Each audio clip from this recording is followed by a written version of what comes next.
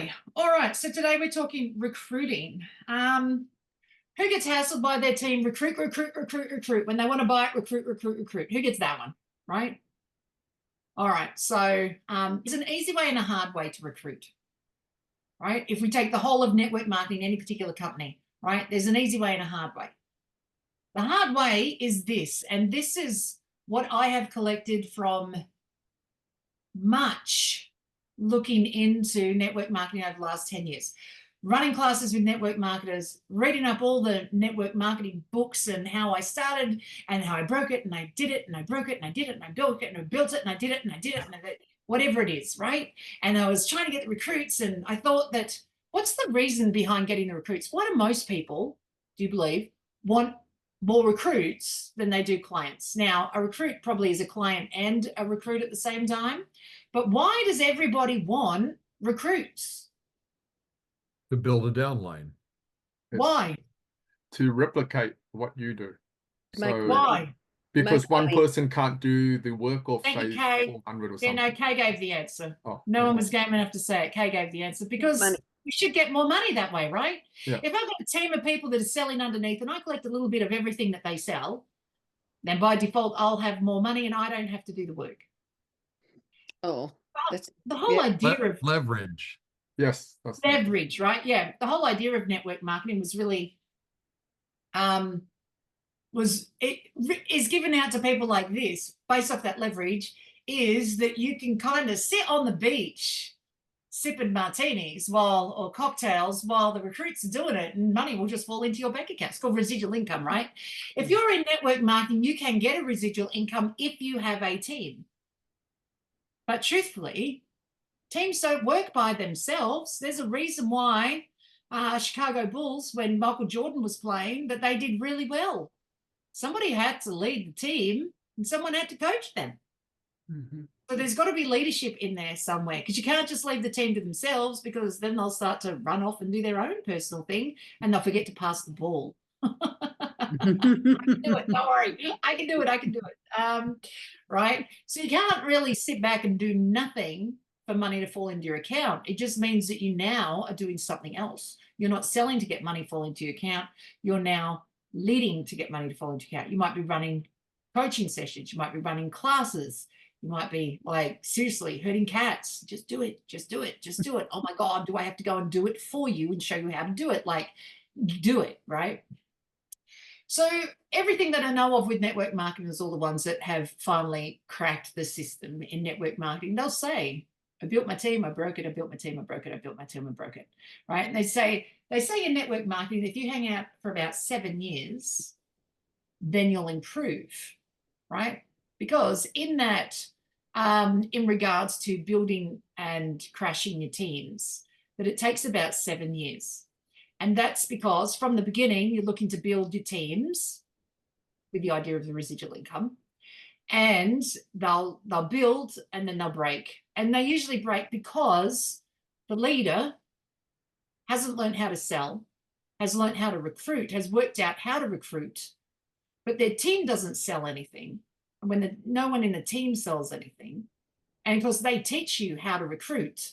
So everybody recruits, but nobody sells anything. So therefore, everybody's working their ass off, making no money, because you can only make money if a product sells. And since no product is getting sold and nobody's doing that part, everybody's exhausted, and then the team goes, and then you have to start again, and then you have to start again. They say over a 7-year time frame, if you stick with it, eventually you get really good at the team building thing, but that's only because you've spent 7 years learning how to sell. Because along the way, you kind of do learn to sell something eventually out of sheer exhaustion. I need a couple of dollars, so I suppose I should get a couple of clients and I'll recruit. And I'll get a couple of clients and I'll recruit. And I'll get a couple of clients and I'll recruit, right? So that's the hard way, in my view, to take 7 years to learn how to sell so that then you can concentrate and do the recruiting side better.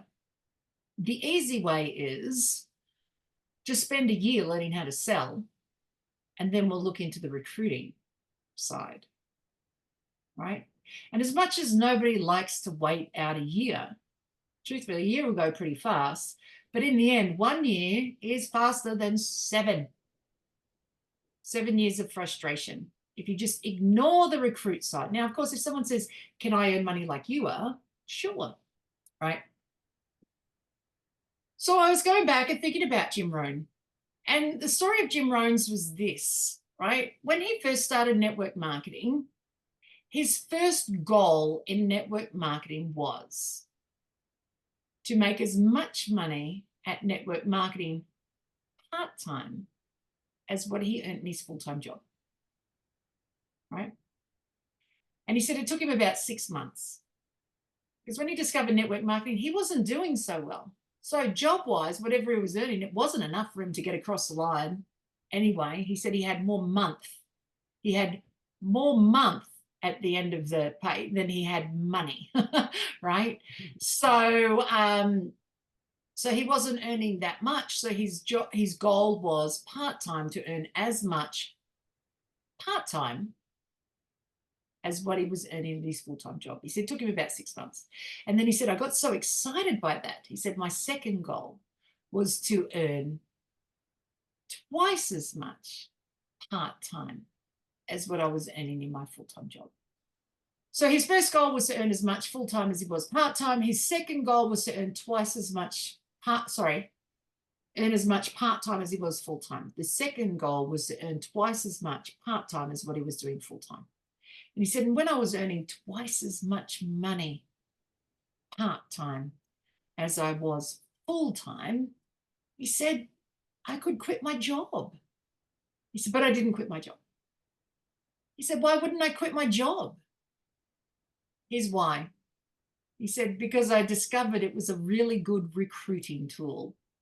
Right? When he was earning more money on his part-time job than his full-time job, it became a recruiting tool. Yeah, $1,000 a month full-time in your full-time job, that's your $1,000, so $12,000 a year. It doesn't sound that exciting. Like, oh, yeah, it's good, right? But if you're earning $1,000 a month part-time, people start to sit up and notice. What are you doing to get that? He said, you know, people would say to me, you bought a new car for you and for her. What are you doing? And you say, oh, it's this little part-time thing I've got going. Tell me what that is. You've been on 3 holidays this year with the family. What have you been doing? Oh, it's this little part-time thing I've got going. What have you been doing? And so he said it was a really good recruiting tool. Here's my point. Who's ever had someone write to them, let's say on Messenger or LinkedIn, and says, oh, I've never done this before, but I know that we're connected and I've just discovered this really good way to make money and I thought that you might be interested. Are you open to finding out new ways to make cash, right? And you know it's network marketing. All right, I say this. Oh, that sounds like network marketing. Network marketing is amazing. Which company are you with? Just ask them, right? Because I'm getting to my point here. And then someone might say it's Kangen water. Kangen water is amazing. Oh my God, you know what that does? And you guys are amazing that sell that. And oh, you've already got one. No, I don't have one. Ah, would you like to look into it? No, but I'd like to know how much money you're making. But I could tell you all about it. Seriously. Why would I get a leader that's not made any money be my leader? I think it's a fair and good question to ask. Now, based off this, that's precisely what anyone underneath you really wants to know. If you think about it, right? Someone comes to you and says, hey, I've got this great opportunity. You can make heaps of money. Aren't you curious to know how much are you making in this company then? Well, how much are you making? And I just flat out ask, how much are you making? Well, you can make this much. I'm not asking how much I can make. I'm not a ninny. I know how I work. I'm not asking how much I can make. I'm asking how much are you making? So if you have a look, how would Jim Rohn end up getting all the recruits that he wanted versus he learnt to sell one conversation at a time, learnt to sell, and then he'd collect all these clients.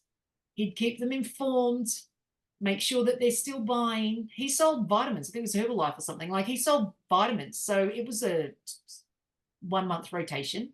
He had to make sure that they kept buying it.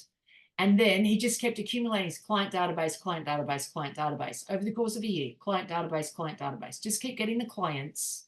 And from the clients, after a year, they'd say, geez, Jim, you're making all this money. And they'd ask, how much money are you making? And he could tell them. Because, hey, if you want recruits, why is how much you earn a secret? Or should it be a secret? It really shouldn't. Right? Because it could be 20%, but you may as well just tell them, because that's who they're going to follow, the person who's making the money. Right? Mhm. And if you're making a lot of money or more than them or doing better than most in the sales part, so you're making money, then clearly you have a system that you've worked out that's easy enough for you to do it. Because if you are making money and you're enjoying yourself, then you look like you are doing it easier than most.